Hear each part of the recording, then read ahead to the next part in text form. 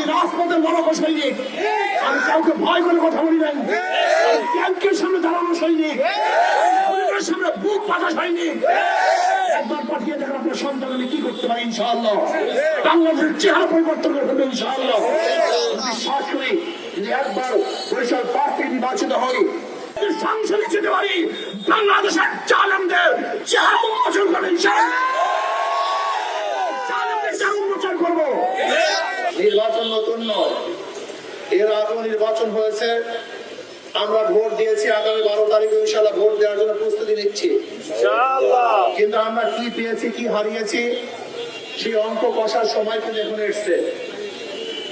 70 নির্বাচন দেখেছি, 73 নির্বাচন দেখেছি, 79 নির্বাচন দেখেছি, 81 নির্বাচন দেখেছি, 1986 নির্বাচন দেখেছি, 1991 নির্বাচন দেখেছি, 1996 নির্বাচন দেখেছি, 2001 এর নির্বাচন দেখেছি, 2008, 2014, 2018, 2024 এর নির্বাচন আমরা দেখেছি। বহু প্রতিনিধিরা তারা বাংলাদেশের সংসদে গিয়ে কি করেছেন, কি বলেছেন, কি দিয়েছেন, নতুন ভাবে বলার কিছুই নাই। আমি এখানে নির্বাচিত হওয়ার জন্য আসি নাই, আল্লাহ পাক সম্মান নেওয়ার জন্য এখানে আসি নাই। আল্লাহ পাক যে সম্মান দিয়েছেন, 2-10 জন এমপি কে যে সম্মান দিয়েছেন, আল্লাহ পাক তার চেয়ে কম দেন নাই। ভালো থাকার জন্য যে অর্থের প্রয়োজন আল্লাহ পাক যথেষ্ট দিয়েছেন।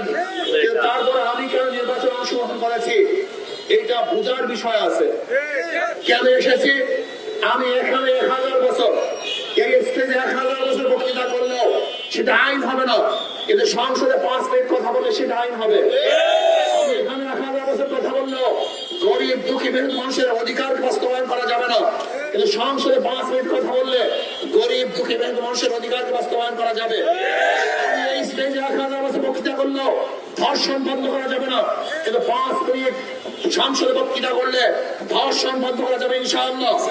আমি এখানে 1000 বছর বক্তৃতা করলেও এদেশের টাকা বিদেশে পাচার করা বন্ধ করা যাবে না, কিন্তু সংসদে 5 মিনিট কথা বললেও ইনশাআল্লাহ আশা করা যায় এদেশের টাকা বিদেশে পাচার করা সম্পূর্ণ বন্ধ করা যাবে। আমি এখানে 1000 বছর কথা বললেও ধর্ষণ মুক্ত দেশ করা যাবে না, খুন মুক্ত দেশ করা যাবে না, ইফতিজিং মুক্ত দেশ করা যাবে না, কিন্তু সংসদে কথা বলে আশা করা যায় ইফতিজিং মুক্ত, ধর্ষণ মুক্ত, চাঁদা মুক্ত একটা দেশ করতে ইনশাআল্লাহ সক্ষম হবে। এখানে 1000 বছর কথা বললেও নিরপেক্ষ আইন ব্যবস্থা বাস্তবায়ন করা যাবে না, কিন্তু সংসদে 5 মিনিট কথা বললে নিরপেক্ষ আইন ব্যবস্থা প্রণয়ন করা যাবে। আমি এখানে 1000 বছর কথা বললেও আজকে যারা শিশুরা না খেয়ে মারা গেছে, মারা যাচ্ছে, আজকে যারা হস্তহীন অবস্থা আছে, চিকিৎসাহীন অবস্থা, ঢুকিয়ে ঢুকিয়ে বসছে, যারা আজকে খোলা আকাশে ঘুমাচ্ছে, তাদের ব্যবস্থা করা যাবে না, কিন্তু সংসদে 5 মিনিট কথা বললে ইনশাআল্লাহ তাদের পক্ষে তাদের পাশে দাঁড়ানো যাবে। আমি এখানে 1000 বছর কথা বললেও কোরআন ও সুন্নাহর আইন বাস্তবায়ন করা সম্ভব হবে না, কিন্তু সংসদে 5 মিনিট কথা বললে কোরআন এবং সুন্নাহর আইন বাস্তবায়ন করা সম্ভব হবে। বুঝতে পেরেছেন আমি কেন এখানে যেতে চাই? এই স্টেজ আর সংসদের স্টেজ এক না, এই চেয়ার আর সংসদের চেয়ার এক না, এই জায়গা আর সংসদ জায়গা এক না। আমার প্রতিপক্ষ সোনার ভাই, যদি তাকে আপনারা নির্বাচিত করেন এটা আপনাদের ব্যাপার।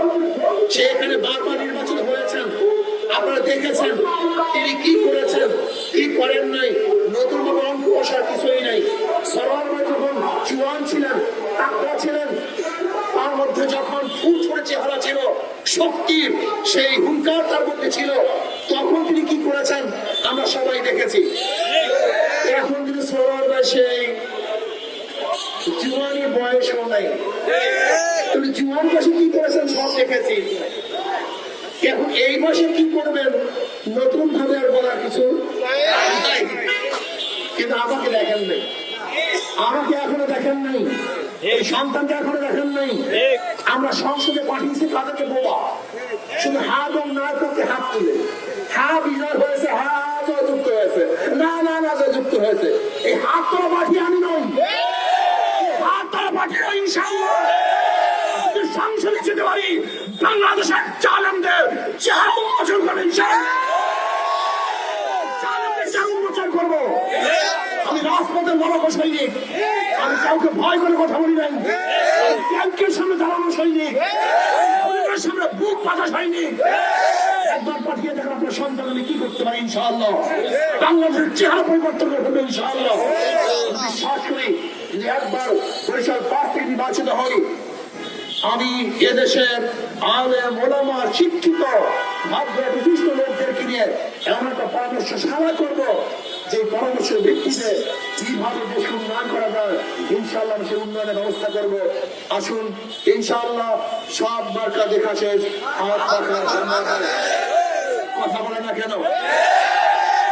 যে ব্যক্তি ধানের শীষে নির্বাচন করে নিজেরা ধান কাটতে পারে না, যারা ধানের শীষে নির্বাচন করে নিজেরা ধান কাটতে, কিন্তু যারা হাত পাখা নির্বাচন করে নিজেরা হাত পাখা চালাতে পারে, সমর্থন করে তারাও চালাতে পারে। কার মার্কা ঘুমের সময় বুকের উপর থাকে না, একটা মার্কাই ঘুমের সময় বুকের উপর থাকে, তার নাম হাত পাখা। হাত পাখা প্রয়োজন পুরুষদের, হাত পাখা প্রয়োজন মহিলাদের, হাত পাখা প্রয়োজন মুসলমানদের, হাত পাখা প্রয়োজন হিন্দু বৌদ্ধ খ্রিস্টানদের, হাত পাখা প্রয়োজন ধনীদের, হাত পাখা প্রয়োজন গরিবদের। সর্বজনীন মার্কা হাত পাখা মার্কা। কারণ ফেল করে হাত পাখা ফেল করবে ইনশাআল্লাহ। মাত্র কয়েকটা দিনের জন্য সবাই হাত পাখায় ভোট দেওয়ার জন্য রাজি আছেন ইনশাআল্লাহ? রাজি আছেন ইনশাআল্লাহ? এবার ইনশাআল্লাহ আমরা তো অনেকেই বলে হাত পাখা বরিশালে বিপুল ভোটে, অনেকের বক্তব্য যে ইনশাআল্লাহ কমপক্ষে 50,000 ভোট হয়ে এবার ইনশাআল্লাহ হাত পাখা বিজয় অর্জন করবে। আমাদের